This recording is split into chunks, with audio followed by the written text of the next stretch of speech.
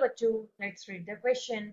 With increase of temperature, which of these changes? A option is molality, B option is weight fraction of solute, C option is molarity and D option is mole. Question में हमारा की concept क्या कहता है कि हमें यहाँ पर बताना है और यह बात करनी है उस concentration के बारे में, the concentration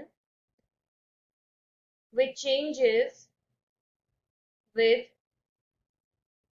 टेम्परेचर। अब देखो यहाँ से जितने भी हमारे फॉर्मूले हैं, जो भी टर्म्स हमको कंसंट्रेशन के गिवन है उनके फॉर्मूले लिख लेते हैं।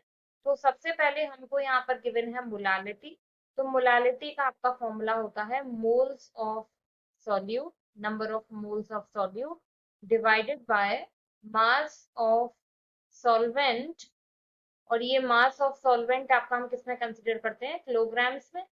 इसके अलावा बी की अगर हम बात करें तो वेट फ्रैक्शन को लेकर बात कर रहा है।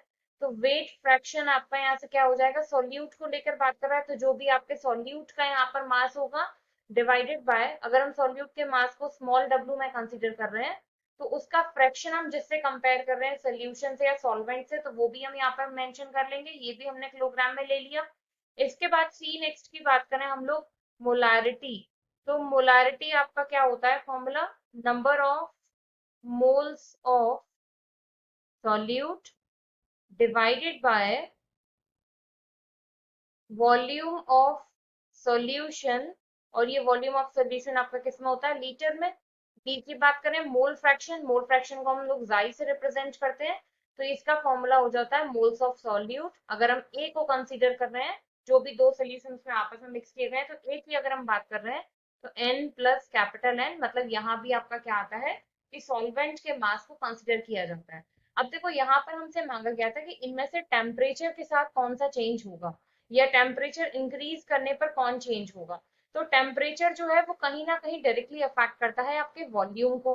मोलारिटी में आपका ये जो है, जो मोलारिटी है वो डायरेक्टली प्रोपोर्शनल है number of moles of solute के, और इनवर्सली प्रोपोर्शनल है आपके किसके? वॉल्यूम के।